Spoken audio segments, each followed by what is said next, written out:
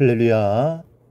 사랑하는 대강의 가족 여러분, 오늘 하루도 하나님의 말씀과 동행하는 삶이 되길 소망합니다. 오늘 함께 나눌 하나님의 말씀은 데살로니가전서 5장 12절에서 13절 말씀입니다. 형제들아, 우리가 너희에게 구하노니 너희 가운데서 수고하고 주 안에서 너희를 다스리며 고난하는 자들을 너희가 알고 그들의 역사로 말미암아 사랑 안에서 가장 귀히 여기며 너희끼리 화목하라. 아멘. 이 가짜 목사만 천당 간다라는 말이 있습니다. 이 목회자 중에 진짜 백인은 천당을 가지 못하고 가짜만 간다는 말입니다. 한 영혼을 불쌍히 여기는 진짜 목사라면 양심상 천당에 갈 수 없다라는 것인데 이유가 두 가지입니다. 첫째는 진짜 목사라면 지옥 가는 사람에게 이 천당의 자기 자리를 양보해야 한다는 겁니다. 그리고 둘째 이유는 진짜 목사라면 지옥에 가서 그 사람들을 위해 함께 아파해주고 눈물을 흘려줘야 된다라는 것입니다. 우스개 이야기지만 우리는 이런 이야기를 통해 목사가 어떤 사람인가를 짐작할 수 있습니다. 자신이 지옥에 떨어지는 한이 있더라도 한 영혼을 위해 천국의 한 자리를 마련하는 그런 사랑으로 성도들을 바라보아야 하는 것이 목사의 자세인 겁니다. 그리고 대부분의 목사들이 이런 사랑으로 목회를 감당하고 있습니다. 그러기에 성도는 목회자와의 관계가 좋아야 합니다.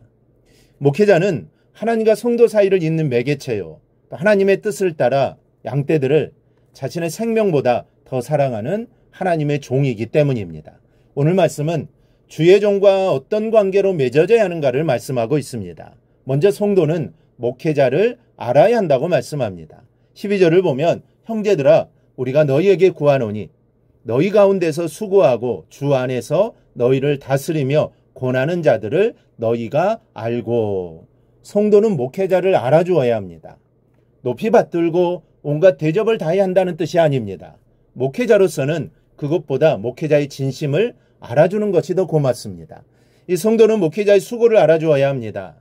물론 목회자들이 성도들이 알아주기를 바라고 수고하는 것은 아닙니다. 그런데도 목회자의 수고를 성도들이 알아줘야 하는 이유가 있습니다. 그렇게 해야만 하나님의 사역이 결실할 수 있기 때문입니다. 목회자의 수고를 알아야 함께 뛰어야 할 방향을 알 수 있고, 방향을 알면 뛰어야 수고가 헛되지 않을 것이기 때문입니다. 또 성도는 목회자의 형편을 알아주어야 합니다. 할 수만 있다면 목회자가 약물을 치는 일에만 전념할 수 있도록 도와주셔야 합니다. 목회자가 하나님께 받아서 선포하는 축복의 말씀들은 성도에게 그대로 이루어집니다. 또 이와여 무릎을 꿇고 간구하는 모든 기도 역시 하나님께 소중히 받으시고 반드시 응답해 주십니다. 그런 축복의 사역을 제쳐놓고 목회자가 다른 일에 너무 신경을 쓴다면 그 손해는 성도에게로 돌아가는 겁니다. 물론 교회의 자질구레한 일에 신경을 쓰는 게 많은 시간을 잡아먹는 것은 아닐 겁니다. 하지만 중요한 것은 그런 일에 드는 물리적인 시간이 아니라 목사가 작은 일까지도 마음 써야 할 때 구심점이 흩어져 버리는 것이 문제입니다. 이 같은 할 수만 있다면 성도들이 목회자로 기도와 말씀 위에 신경을 쓰지 않도록 해주는 게 좋습니다. 그럴 때 본질에 집중하여 말씀과 기도로 나아갈 수 있게 되는 겁니다. 둘째, 성도는 목회자를 가장 귀히 여겨야 합니다. 13절은 목회자를 사랑 안에서 가장 귀하게 여기라고 일러줍니다. 성도들 앞에서 목회자는 주님의 대행자입니다. 그러기에 목회자에게 냉수 한 그릇을 대접한 것도 주님께서는 자신이 받으신 것으로 생각하시고 복을 주십니다. 목회자에게 한 것이 주님께 한 것과 다름이 없게 받으시는 것이죠. 목회자에게 특권을 주시려고 그러시는 것이 아닙니다. 성도들보다 목회자를 더 사랑하셔서 그러시는 것도 아닙니다. 이유는 하나, 목회자를 가장 귀히 여기는 그런 분위기가 되어야만 목회자를 통해 전달되는 주님의 말씀이 가장 귀하게 받아들여질 수 있기 때문입니다. 여러분 생각해 보십시오. 우리 목사님 별 볼 일이 없다라고 생각하는 성도들이 그 목사님을 통해 전해지는 주님의 말씀을 대단하게 생각하고 여러분 소중히 받을 수 있겠습니까? 여러분 절대로 그럴 수 없습니다. 그러기에 일부러라도 목회자를 귀히 여겨야 합니다. 그래야 할 때 주님의 은혜가 내게 100%로 주어지는 겁니다. 목회자를 생각해서 귀히 여기라는 것이 아닙니다. 목회자는 여러분과 똑같은 사람일 뿐입니다. 그러나 주님의 말씀과 역사를 위해서는 목회자를 귀히 여길 줄 알아야 합니다.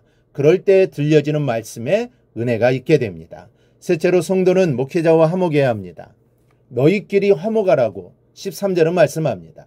화목이 깨지면 아무런 역사도 일어나지 않습니다. 사랑이 없는 곳은 주님도 외면하십니다. 그러므로 모든 일이 있어도 성도와 목회자는 화목해야 하고 성도는 이 소중한 화목의 절반을 책임져야 합니다.